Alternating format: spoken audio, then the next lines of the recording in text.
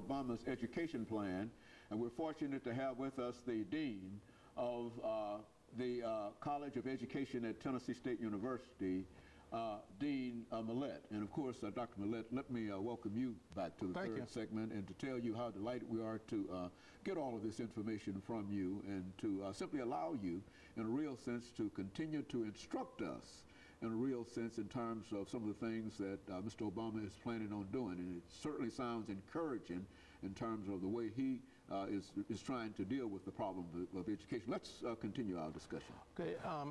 Before the break, we were talking about No Child Left Behind, and in reading in the President Obama's plan, it's not to do away with No Child Left Behind, but to strengthen it.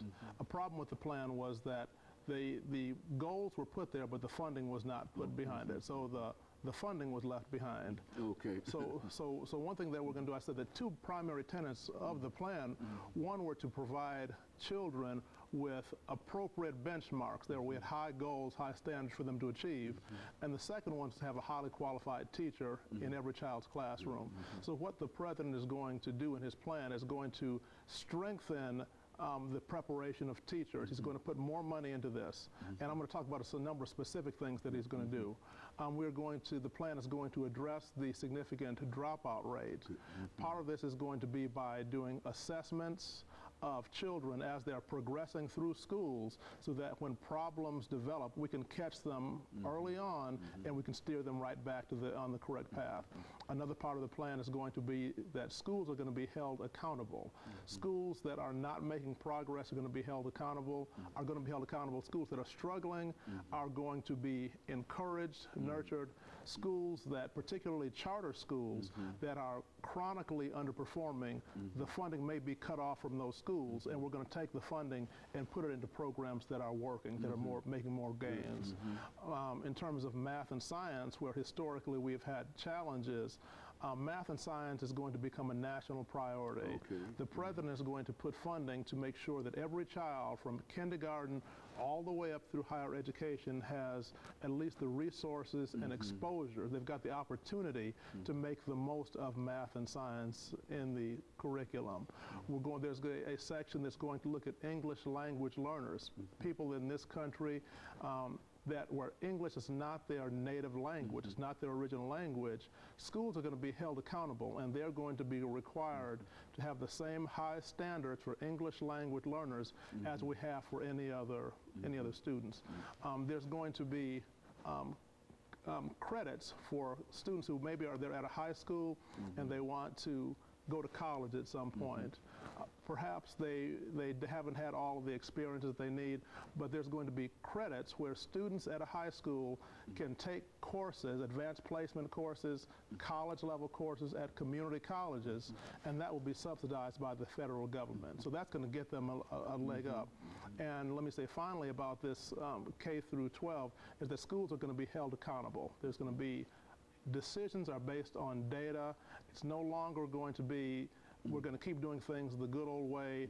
That's the way we've always done things. We're going to do things based on what the data are suggesting. In terms of higher education, if we're looking at the college level, this is another challenge. You're going to see, as we talked about in earlier segments, a very small number of people, small percentage of our population are able to get college degrees. A large part of this is because of the expense. I said earlier that during the last 5 years, the tuition has risen by about 40%. That's one part of it, and another part is that you can apply for financial aid, but the forms are so cumbersome and they're so difficult to complete that many people just are not able to do them, or they don't do them. So the way this plan is going to work in terms of higher education is that for families who meet certain criteria, the first $4,000 of their child's college is going to be paid. There's going to be a credit given to pay for the first $4,000. $4,000 for each individual. For each individual, $4,000 tax credit towards college. So this is going to make it so that many people may not have to pay much at all for that. Now, following this, 2/3 of their tuition at certain colleges, you know, what they consider quote-unquote average price universities or colleges will be paid. So, for example, if you look at a fine institution like Tennessee State University, Okay. at Tennessee State University, the tuition for 1 year is going to be approximately $7,000, $7,500 perhaps. The way this program would work with the tax credit, where 2/3 of it is paid, that would suggest that instead of paying $7,500, you might pay $2,500. So it's going to be a significant increase. Also, in terms of the complexity of filling out forms, what's going to have, right now, a financial aid form is going to be about 5 pages long. It's 127 questions. And like I said, when you compare that with the reading level that I said previously in this country, that's going to present a challenge even filling out the documentation. President Obama's plan is going to be one where instead of filling out those forms, when you complete your tax forms in April of each year, there's going to be a box that you can check. And if you check that box, that's going to give permission to get all your tax information from your tax forms, and that will be the basis for applying for your financial aid. So it's cutting all those steps out. And that's going to help. That's going to really. I would imagine so. Yeah, that's. Now, what about? We've got about 4 minutes. What about historical black colleges? You know, I think that they're having some real problems in terms of financial aid and et cetera. You think that this will touch some of those problems that they're facing? I think this will definitely affect some of those at historically black colleges and universities, because what you'll see is that like many of the other parts of the country, students here are having financial challenges. Many of the students at historically black colleges are going to be first-generation college students, and many times they're going to be financial challenges. So even something as, if you just took one piece out of the plan, that tax credit, that is going to significantly help large numbers of students at HBCUs, historically black colleges and universities. And one last thing that I think that this is going to help with is in terms of preparing teachers. This plan has a significant part in preparing, retaining, recruiting teachers. And this is something, if you know, these days when people are looking for career changes, what this plan will do will say that if someone wants to go into the teaching profession, say a regular 4-year college degree or a 2-year master's degree, this will pay for their attending college, getting the entire bachelor's degree, and in return they will have to work for 4 years in a high-need area. So they may go into teaching math, science in some kind of urban or inner city environment.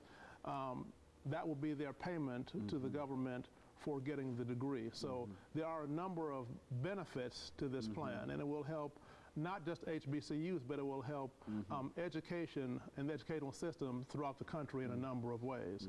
So at Tennessee State University, we are already starting to see some of the benefits of this plan. So you can already point out specifically in terms of what you're doing at Tennessee State University, some of the benefits of the plan? Yes, we're starting to see some benefits, and we're starting to see some projects that are being funded with community outreach types of activities. For example, we've got a project right now that was funded by the state of Tennessee, where we are working along with the other 4 historically black colleges and universities in the state of Tennessee in our partner schools, and we are working with them to prepare teachers to work effectively with students in terms of mathematics. So we're really working hard with the historically black colleges and universities even right now. From what you said, would you say that this is almost a revolutionary effort in education that the president has here? I would say that this is a visionary type of effort. And I think that, I guess the good part of it is that it is not just addressing superficial types of issues. It's not just putting a Band-Aid on it, but it's getting down into some of the root causes of the educational problems that we have in this country. And it's not just that we're educating people for education's sake, but we're educating people because we want to have a stronger country, we want to have a stronger communities, neighborhoods, and we want to prepare people to be productive members of society.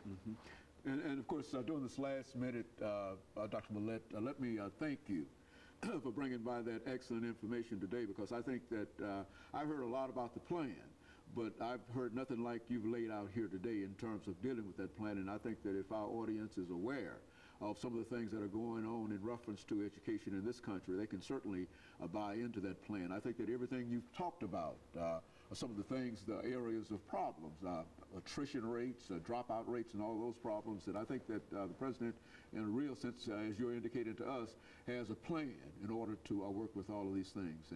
And I think that you've simply given us an excellent example of how things will work if we follow his plan. I think that we will follow his plan. And of course, I know we're running out of time here, but let me thank you for bringing that excellent information. And let me encourage our audience to tune in again next week for another informative edition of Comments. Thank you, and